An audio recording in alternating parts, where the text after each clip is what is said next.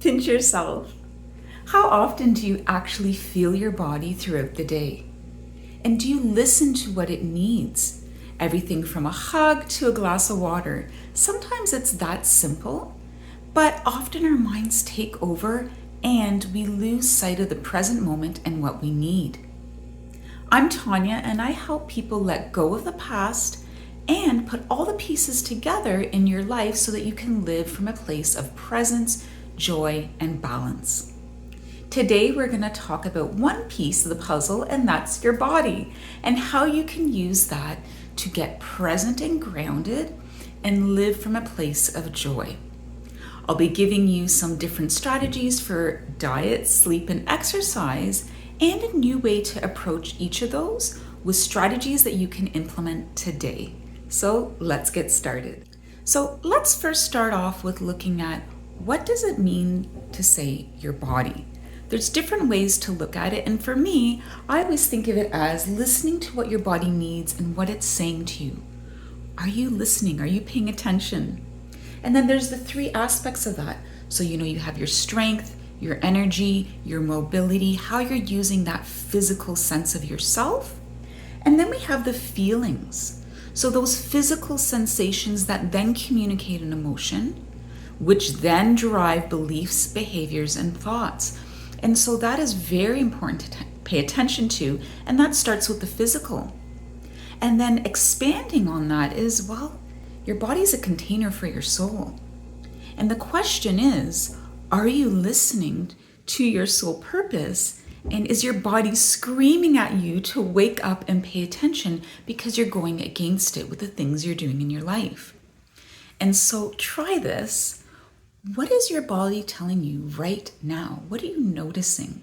Take a moment to do that. So let's look at the first area that will help you bring joy, balance, and presence into your life through your body. And that's sleep. What is your relationship like with sleep? Do you make it a priority? And if not, what's getting in the way? What sorts of habits do you have at night and during the day that are affecting your sleep?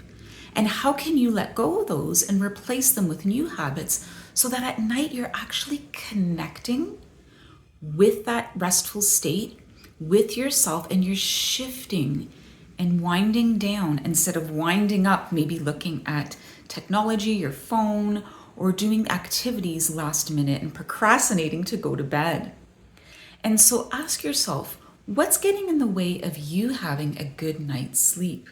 So now that you've looked at the technical aspects of your sleep and kind of questioned your relationship to it, assessing your habits and routines that could be getting in the way of you having a good sleep, and really being intentional about connecting at night so that you have that wind down time and you can get into that restful state. Once you've addressed that, well, now it's time to play with sleep, because sleep is the time where your subconscious mind takes over. And your subconscious mind is really a sponge. It doesn't question whether something is true or not. So whatever your feeling state is, it's like, okay, that's what it is. I'm sad. I'm feeling sad. That's the reality. I can't change it. This is just what it is. And then you act from that place of sadness and possibly victimhood. So it's really about using sleep as a gateway to creation, because before you go to bed, you can use your conscious mind to imprint and give instructions to your subconscious mind of what you would like to feel and be, and the things that you desire. And through repetition, when you wake up, you will start acting from that place because your subconscious mind has been reprogrammed with what it is that you want, what it is you desire, and who you want to be. And so this allows for true deep change, because then you can work with beliefs, you can work with your outer world, you can work with fulfilling your desires, and fundamentally your behaviors are going to change because you've changed how you feel.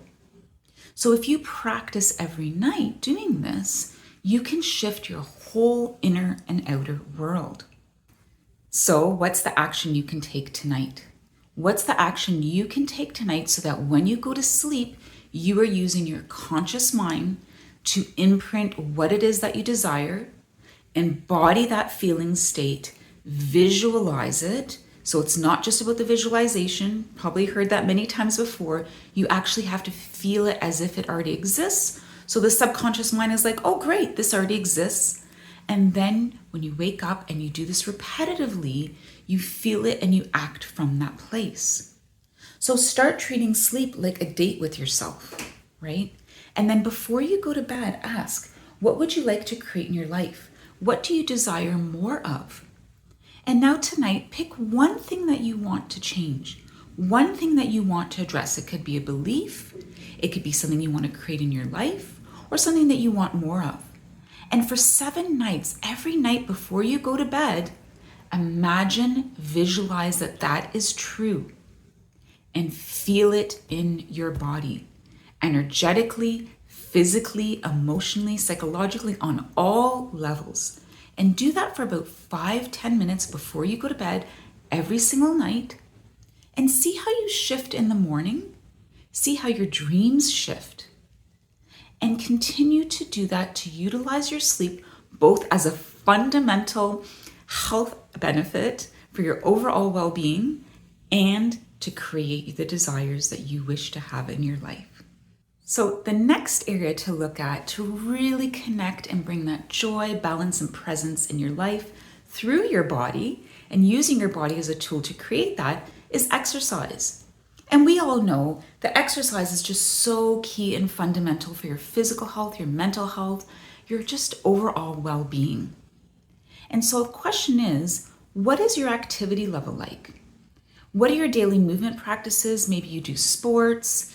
And are you considering all aspects of your physical well-being? Do you consider strength, flexibility, flow of your energy, and conditioning? Or do you tend to go to extremes, push yourself too hard, and then get burnt out? Or do you not push yourself enough and you're kind of like a sloth and you have no energy flow? So it's important to consider that balance when you're approaching your movement practices. Are you listening to your body, and are you doing things that work for your body and make it feel better or drain it? Now, for some people, doing movement and exercise and sports doesn't really bring excitement and joy. You might be a creative person that's not into it. Well, I invite you to approach exercise in a different way. Exercise equals play, right? Use it as an opportunity to play with your energy, your power, visualization, and really use it as a way to ground and be present. So I'm going to challenge you to take 5 minutes each day and really feel what you're doing. So for example, if you're lifting weights, really visualize what you're doing and connect with that energy of lifting the weight and feel your muscles. That will help you be present, and it will also help you improve what you're doing. So you're not just randomly lifting weights. Okay, I did 10. You're really there in a mindful place, in a present place, and it's more effective on all levels. So now that you have your sleep routine going, you have your visualization, feeling exercise at night to work with your subconscious mind. You're being very present when you're working out, and you're using it as a way to play and feel what's happening and imagine, your posture and everything. It's time to go to the diet. And diet's an interesting one because it really is feeding your mind, body, and soul.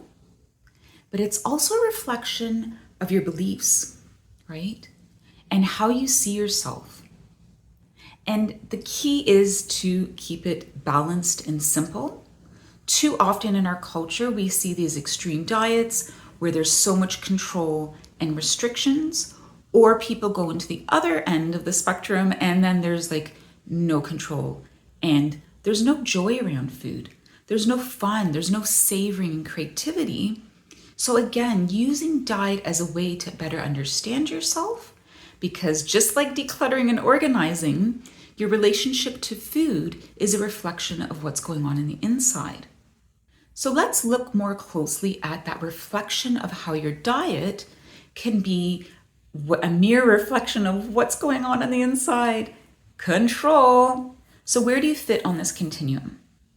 Are you the type of person that is very restrictive and you've limited to your diet to maybe a handful of different types of foods, making your life kind of complicated to go to dinner, to eat at friends' places, and not very easy to do meal prep? Or are you at the other end where you have no boundaries with food, no portion control, eating out, having tons, binging, and then you're just not feeling good? So either way, they're extremes. And the key is to have that balance, to have some boundaries around portion control, around the types of foods that you're going to eat. For example, okay, I'm only going to have a treat once a week and not buying junk food, not eating out at fast food places, and then not having too much control where you're restricting yourself extensively.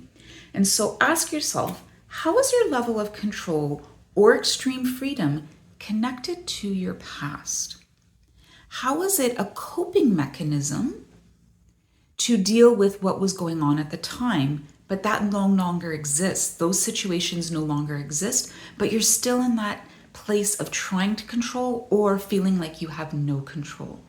So exploring this is really key to creating that balance. So let's look at the action you can take around your diet to create more balance and simplicity.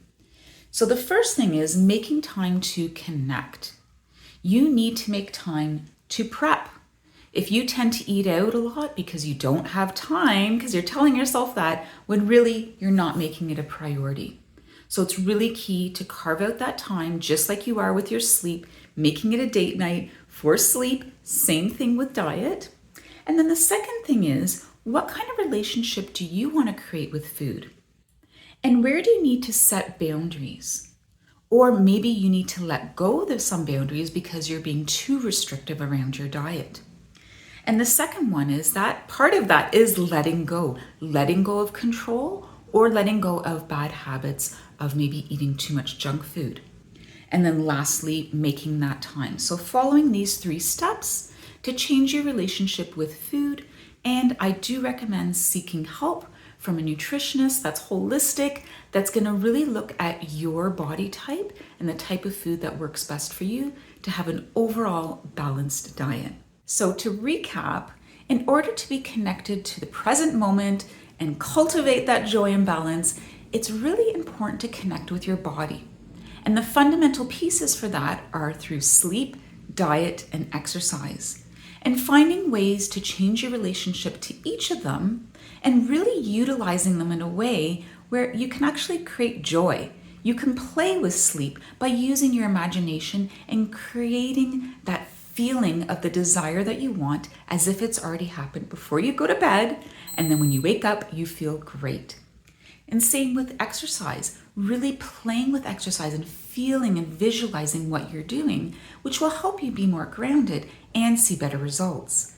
And then lastly, the diet, really shifting your relationship and making sure that you have that balance where you don't have too much control or no control of what you're feeding your body and your soul.